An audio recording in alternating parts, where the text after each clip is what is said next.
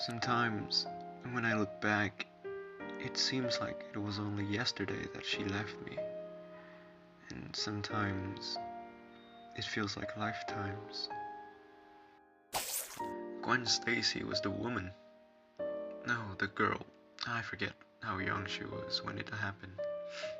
Who taught Peter Parker the meaning of the word love. We had an innocence about us then. A wide-eyed, hopelessly naive optimism that cynics would mock. But not me.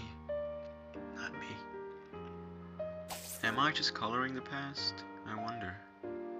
Making it rosier than it really was? After all, we both had our share of tragedies. Gwen losing her mother and father. Me losing my parents and Uncle Ben. But if I choose to see us as wide-eyed innocents, still untouched by the horrors of the world, so what? They're my memories, after all.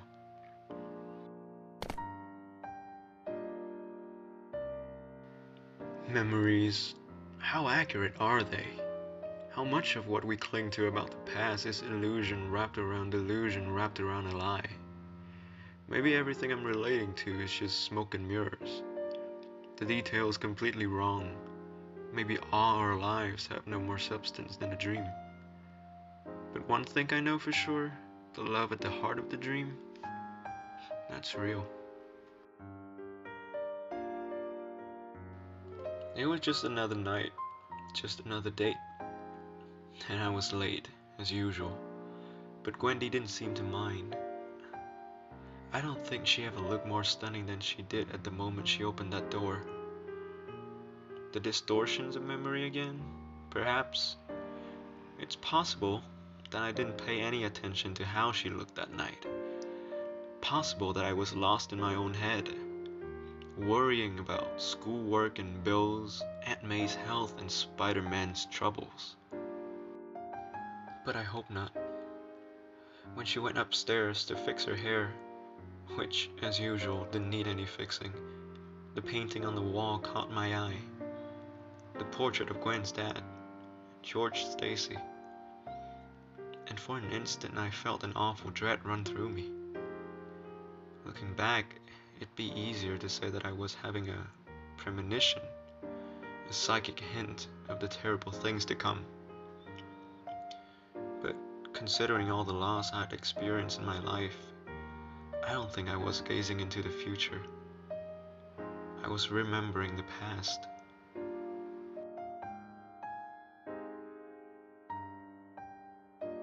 When Gwen came back into the room, when she saw the expression on my face, she didn't say anything.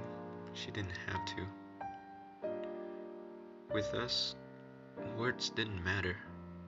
All that mattered was that we were together.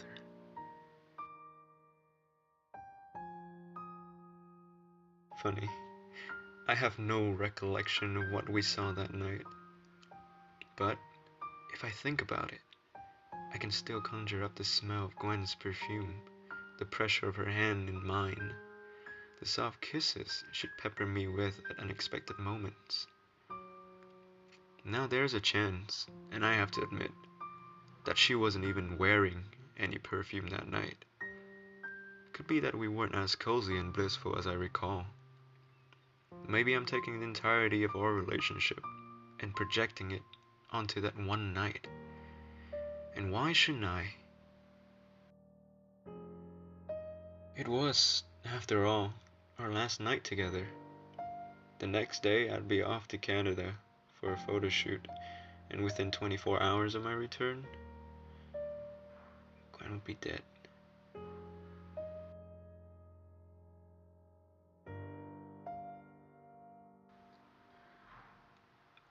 When we left the movie, she got this idea in her head that we should walk downtown in the rain.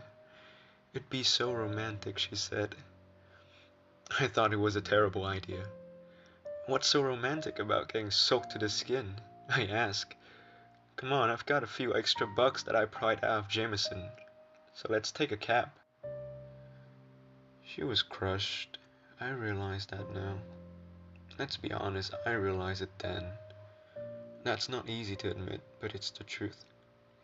How many moments in our lives go by like that? We'll do it tomorrow, we say. No, I don't feel like it, you go without me. Maybe some other time.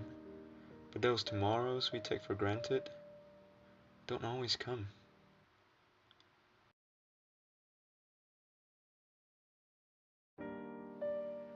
We used to hang out at a place called the Coffee Bean, which is where I dragged my very reluctant date. I thought a burger, a Coke, and the usual gang of idiots would boost her spirits.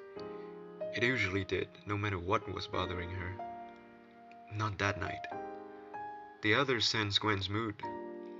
I guess you didn't have to be a psychologist to notice as she was answering every question with a grunt.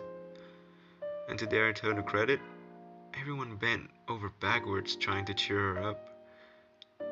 Harry, as usual, tried a little too hard. Kidding with Gwen till she almost popped him one. The poor guy spent so many years playing desperate court jester to his psycho father, doing his best to keep the ticking time bomb that was Norman Osborn from exploding, that he couldn't help himself. Flash tried his usual approach, talking about himself unrelentingly, thinking Gwen would be dazzled by every word that came out of his eternally flapping mouth. Flash and I loathed each other in high school, but by college, we'd come to an uneasy peace, which meant that we could tolerate each other and at least pretend that we were friends. And then there was Mary Jane. For so many years she'd been the mystery girl in my life. Aunt May is determined to fix me up with her as I was to avoid that hideous fate. At least, I thought it was hideous, till I laid eyes on her. But even after we met, she was still a mystery girl. It was almost impossible to get beneath that party girl facade. Maybe that's why I gravitated to Gwen. Mary Jane was too mercurial, too, I don't know, indirect. With Gwen, there was nothing hidden. Looking back, I can see that with a little more effort, I could have found the truth, the depth and wisdom sheltered behind MJ's carefully constructed barricades. I just wasn't ready to go there yet, and neither was she. So the three of them carried on like the Forest Hills equivalent of the Three Stooges, all for Gwendolyn's benefit. But it wasn't working. That's when I got the big idea. I'd love to say that my motivation was selfless, but it wasn't. I knew that if I didn't get Gwen out of here and feed the romantic fire that was burning in her, I was going to have an absolutely wretched night. So I ushered her out the door, over the vociferous protest of Mo, Larry, and Curly, into another taxi, and up to Central Park. Okay, so a ride around the park in a horse-drawn carriage is a romantic cliche. But things become cliche because they're true. And I'll tell you this, whatever my motives for doing it, the instant we climb into the back of the cab, the instant I saw Gwen's face light up with such ineffable joy and love, the world around us just receded. And I found the entire universe in her eyes. I remember it as the most amazing kiss in the history of kissing. It seemed to last for days, weeks, months, centuries. We clung to each other as if this was the first time, or possibly the last, we'd ever experienced such inexpressible bliss. And I can't help but wonder, did we know? On some unconscious level, did we sense that Norman Osborn would shatter both our lives within a matter of days? And pondering that question, I come back again to the impenetrable play of memory. Maybe there was nothing special about that kiss. Maybe, for all my efforts, Gwen was still annoyed at me. And maybe I'm still trying to find meaning, and some long-sought consolation, where none really exists. But it really doesn't matter, because if I choose to believe that's how it was, then that's how it was.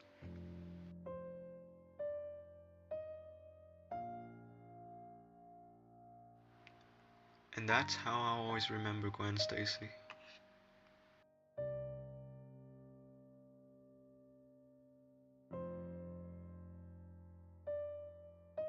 On our last magical night.